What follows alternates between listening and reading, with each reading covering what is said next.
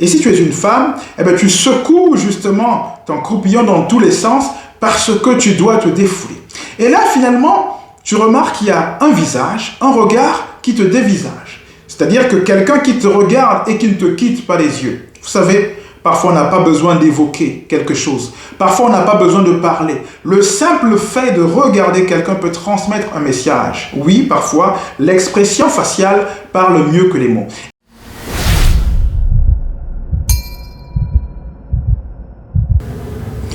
Nombreux parmi nous, dans le passé, avions pris des décisions, avions fait des choix qui ont débouché sur des actions qui n'ont duré qu'une minute, 5 minutes, 30 minutes, 1 heure, mais qui ont eu des conséquences dévastatrices sur notre vie. Oui, je sais qu'en évoquant cela, je parle certainement à certains parmi vous qui visionnez cette capsule. Nombreux parmi nous, dans le passé, avions pris des décisions, avons fait des choix que nous croyons être bons, mais qui finalement ont donné des actions qui n'ont duré que 5 minutes, 1 minute, 30 minutes, 1 heure, mais qui finalement se sont avérées dévastatrices pour le reste de notre vie. Dans cette vidéo, je veux te parler d'un outil efficace et très fort qui va en fait nous permettre d'éviter ce genre de situation. C'est-à-dire que c'est un outil qui te permettra de prendre des décisions, de faire des choix qui vont t'éviter de vivre une situation apocalyptique, une situation abyssale. Cet outil, c'est l'ACPC, l'analyse des conséquences au pire des cas. Un outil très efficace. Mais, comme on le dit, chaque outil doit être utilisé comme il se doit. Parce que si tu prends un menuisier et que tu lui donnes une scie circulaire ou une scie à ruban, et que ce menuisier n'arrive pas à l'utiliser, ne l'utilise pas comme il se doit, ce menuisier peut se retrouver avec des doigts amputés. C'est exactement la même chose avec cet outil qui est l'ACPC, l'analyse des conséquences au pire des cas, qui est un outil qu'il te faut utiliser à bon escient pour qu'il te serve.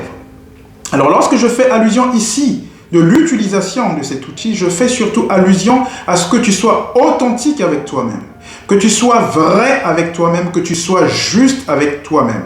La vérité doit être de mise. Pas une vérité tortueuse, pas une vérité sinusoïdale, pas une vérité morcelée. Parce qu'une vérité morcelée n'est pas la vérité.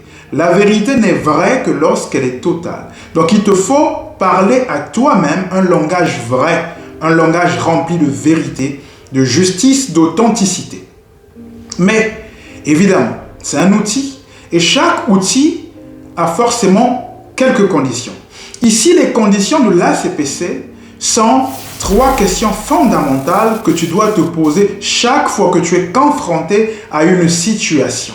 Chaque fois que tu es censé prendre une décision, il te faut te poser ces 3 questions essentielles, fondamentales, cruciales qui caractérisent l'ACPC. La première question que tu te poses, que tu es censé te poser, c'est de savoir quelles sont les pires conséquences possibles pour le choix que tu t'apprêtes à faire. La deuxième question que tu es censé te poser, c'est quelle est la probabilité que cela arrive? Et la troisième question, qui est la dernière, c'est est-ce que c'est un risque utile? Je vais donc illustrer cela à travers un cas de figure très simple. C'est un vendredi soir. Tu as travaillé à arrache-pied et tu veux te défouler. Et finalement, tu te retrouves dans une boîte de nuit en train de danser. Si tu es un homme, eh bien, tu danses. Tu fais des pas frénétiques, des danses extraordinaires. Et si tu es une femme, eh bien, tu secoues justement ton croupillon dans tous les sens parce que tu dois te défouler. Et là, finalement, tu remarques qu'il y a un visage, un regard qui te dévisage. C'est-à-dire que quelqu'un qui te regarde et qui ne te quitte pas les yeux. Vous savez, parfois on n'a pas besoin d'évoquer quelque chose. Parfois on n'a pas besoin de parler. Le simple fait de regarder quelqu'un peut transmettre un message. Oui, parfois, l'expression faciale parle mieux que les mots. Et là, tu comprends systématiquement ce que ce regard veut te dire. Et finalement, tu te retrouves dans une voiture avec cette personne. On n'a pas besoin d'avoir étudié à Oxford. On n'a pas besoin d'avoir étudié à Harvard. On n'a pas besoin d'avoir étudié à la Sorbonne ni à l'université Cheikh Anta Diop au Sénégal pour comprendre ce qui va se passer. Mais c'est donc à ce moment-là que tu dois appliquer la CPC, c'est-à-dire que l'analyse des conséquences au pire des cas. Parce que, évidemment, c'est une bonne chose.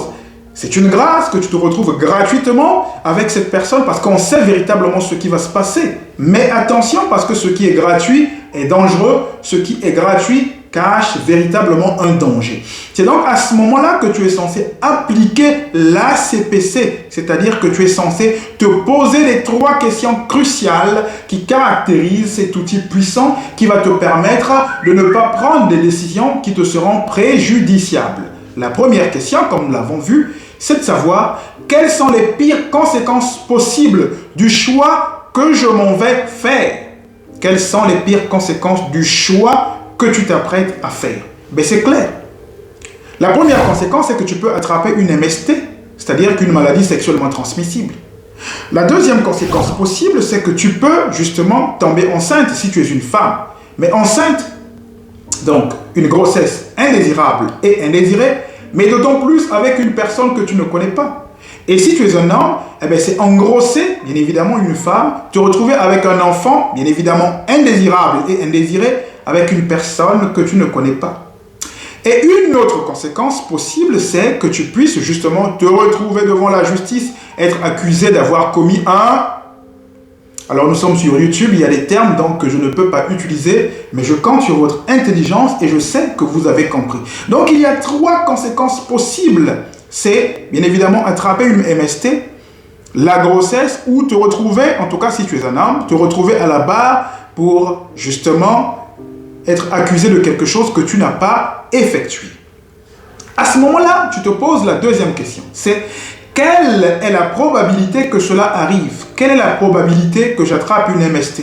Mais la probabilité, elle est forte. Ça, on le sait. En tout cas, à 10%, tu es susceptible de contracter une MST. Quelle est la probabilité, si tu es donc une femme, de tomber enceinte? C'est-à-dire que d'attraper une grossesse. Eh bien, la probabilité est forte, d'autant plus que sur le front d'une femme, il n'est jamais écrit que c'est son jour d'ovulation. Donc, ce qui signifie que la probabilité aussi de tomber enceinte est très très forte. Mais encore une fois de plus, enceinte, grossesse indésirable et indésirée, avec une ou un inconnu. Et quelle est la probabilité pour que tu sois accusé justement d'avoir commis un, tu comprends ce que je veux dire, elle est faible. Mais lorsqu'on globalise, on se rend compte que tu es véritablement en danger. Et vient ensuite la troisième question, la dernière. Est-ce que c'est un risque utile? Est-ce que c'est un risque utile d'attraper une MST? Je pense que non. Est-ce que c'est un risque utile de tomber enceinte lorsqu'on est une femme, donc enceinte, et donc se retrouver avec un enfant indésirable, avec un inconnu? Je pense que ce n'est pas utile. Est-ce que c'est utile, un risque important pour un homme d'engrosser une femme, bien évidemment, donc se retrouver avec un enfant indésirable, et surtout avec une inconnue? Je pense que ce n'est pas un risque utile. Est-ce que c'est un risque utile, donc de se retrouver traduit en justice? Je pense que non. Donc là, nous voyons justement un cas spécifique dans lequel on peut utiliser la CPC. Mais encore une fois de plus, c'est un outil que tu peux utiliser chaque fois que tu es sur le point de prendre une décision, parce que là, j'ai pris un cas spécifique, mais justement, on peut l'appliquer sur plusieurs cas. Je te donnais un deuxième cas. Admettons que tu achètes une voiture qui coûte excessivement cher. 250 km/h, donc une Lamborghini par exemple. Alors en termes de vitesse, je ne m'y connais pas, mais estimons que tu achètes une voiture qui coûte excessivement cher et qui est une fusée, et que tu roules tranquillement sur une autoroute. Et là, tu vois quelqu'un qui débarque avec une ferraille de 1975, par exemple, et qui tente de te dépasser, et qui te nargue en plus, soit qui te fait un doigt d'honneur. Alors, là, moi, je suis dans une voiture qui coûte excessivement cher, mais surtout une fusée, donc je n'ai qu'à appuyer sur l'accélérateur, et donc faire un petit jeu sur le champignon pour que je puisse justement décoller et donc écraser ce véhicule. Mais pourtant, c'est à ce moment-là que tu es censé réfléchir.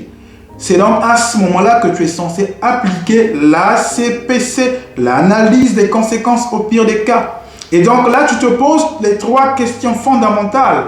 La première est, quelles sont les pires conséquences possibles du choix que je m'apprête à faire? C'est-à-dire que quelles sont les pires conséquences de l'accélération de vitesse? Tu connais, tu as la réponse, c'est un accident.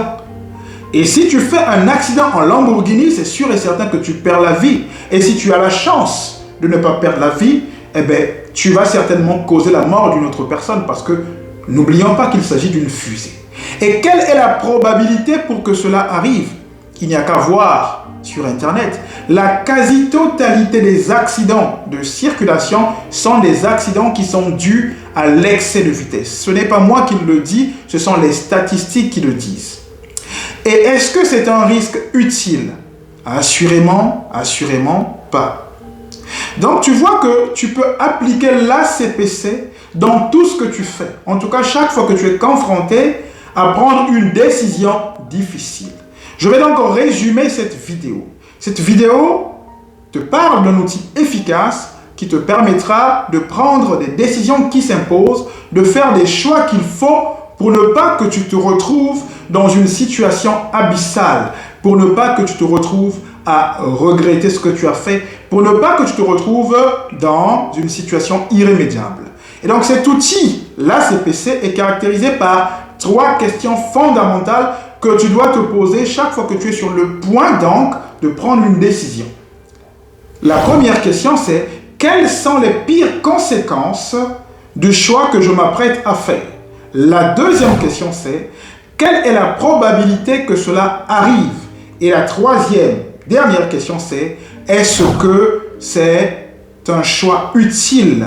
Est-ce que c'est quelque chose d'utile? Lorsque tu es vrai avec toi-même, lorsque tu es authentique avec toi-même, lorsque tu es juste avec toi-même, tu prendras la décision qui s'impose et qui, à ce moment-là, sauvera assurément ta vie.